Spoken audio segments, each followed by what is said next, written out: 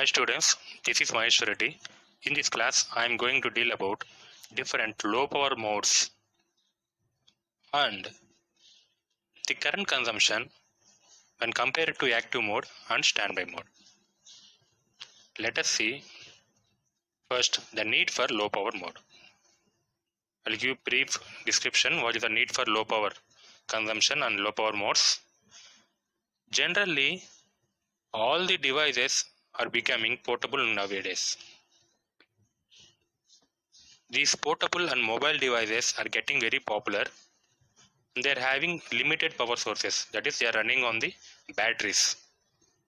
So power demands are increasing rapidly, but battery capacity cannot keep up with the space. So we need a microcontroller which inherently consumes very less power, and there is a need to look after power consumption and performance. Whereas power and performance are inversely proportional to each other, and nowadays power optimization becoming a new dimension in the system design besides the performance and cost, because most of the customers preferring the devices which consumes less power or which operates on less power. So here let us see some principles for low power applications. The first one is that put the system in low power modes. That is, when there is no need of peripheral, then you should cut off the clock signal or power supply going to that peripheral so that your system consumes less power. This is the way how you can put the system in low power mode and use low power modules as much as possible. And next thing, as I said, provide clocks of different frequencies. That is called as frequency scaling. Provide the clock which is needed for that peripheral by scaling down your frequency. That is cutting down your frequency. Next, lower supplied voltage scaling, and provide the voltage which is needed to the peripheral only among the full voltage level. Next, turn off clocks when no work to do. If peripherals are not in working, there is no need of clock, no need of supply. Then what you have to do, you should turn off the clock or supply coming to the peripheral. Next, use interrupts to wake up the CPU or return to sleep when done. Then peripherals should be switched on only when needed. These are all the parameters you should consider for low power consumption. And coming to microcontroller unit power consumption, the overall power consumption of any microcontroller unit is defined by its power consumption in different modes. And then taking into account power consumption in TM4C123, it is operated in any one of the following power modes, in which run mode is called as an active mode and the other modes are considered as the standby modes. See here, these are the modes you are having. One is the run mode, which is the active mode. And coming to standby modes, you are having sleep mode, deep sleep mode, hibernate mode with VDD3 on, that is battery on, hibernate with RTC, hibernate without RTC, real-time clock. RTC means real-time clock. These are the standby modes you are having. Let us see each one in detail. Coming to the run mode, in run mode, the microcontroller actively executes the code. That means actively executes the code means CPU will be the running state in the run mode. In run mode, there is a normal operation of the processor. Processor operates normally, and all of the peripherals that are currently enabled with the peripheral specific register. There is a run mode control gate register, no, as discussed earlier. And all the peripherals which are enabled by this register will be in the active state. That means those registers, those peripherals are in the running state in this run mode. Coming to the sleep mode, in sleep mode, the clock frequency of the active peripherals is unchanged, but the processor and the memory subsystem are not clocked here. That means processor and the memory subsystem are in off state in the sleep mode. And when there is an interrupt, then processor will comes back into the run mode from the sleep mode.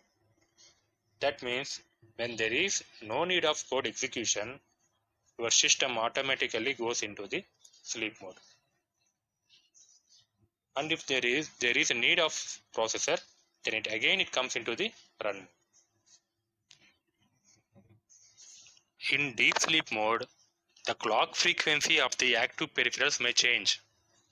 That means the frequency of the peripherals, the internal frequency of the peripherals may change in the deep sleep mode. In addition to the processor clock being stopped. That means there is no clock provided to the processor, clock provided to the peripherals, but the clock provided to the peripherals may change here in the deep sleep mode. And then any interrupt can bring your system from deep sleep mode to the run mode by waking up the processor which is in the deep sleep mode. And next, hibernate mode. See, in this hibernate mode, the power supplies, listen carefully, the power supplies are turned off to the main part of the microcontroller. The power supplies to the main part of the controller turned off, and only hibernation module circuit is active here. Only hibernation module circuit is active here, and all the power supplies to the main controller are turned off.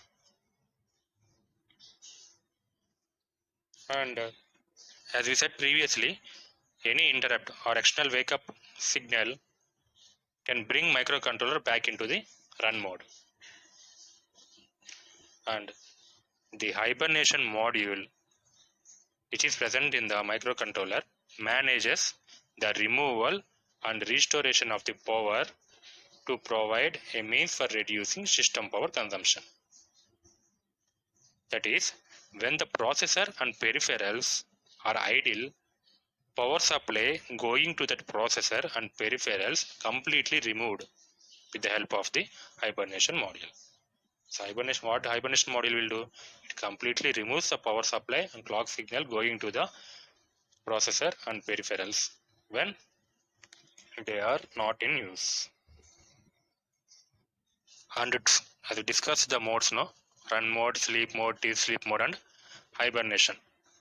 To understand these modes, let us see a tabular column here in which current consumption is given in each mode by considering 40 MHz system clock with PLL, and following table shows the current consumption in active and standby modes. And see here, if you see here in run mode, what is the current consumption? 32 milliamps.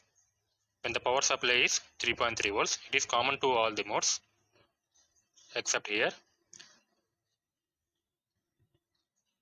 And VBAT battery is not connected. Battery is only connected in the hibernation mode because we will disconnect the main power supply. So battery is needed in hibernation mode only. And see, and the system clock is 40 MHz as I said.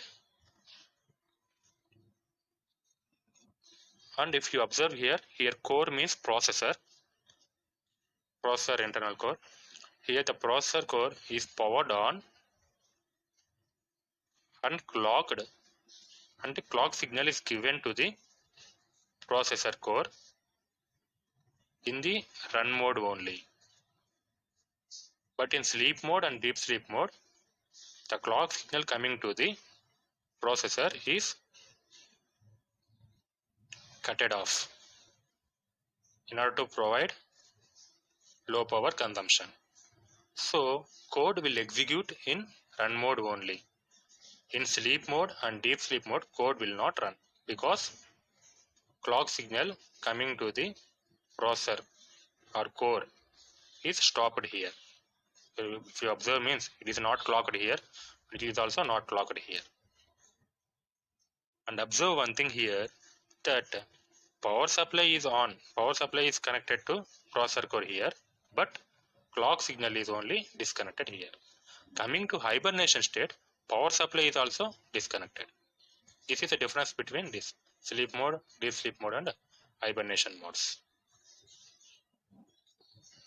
Let us see the current consumptions. In run mode, 32 milliamps of current is consumed. In sleep mode, 10 milliamps. In deep sleep mode, 1 milliamp. See, in hibernation mode, 5 microamps only. Here 1.7 microamp. If it is running on RTC. If no RTC, it is 1.6 microamps only. So you can observe that compared to active mode and standby modes, the current consumption is gradually reduced. That is, we are providing low power consumption so that we can increase the battery lifetime. This is about the low power modes and the difference between active and standby mode current consumptions.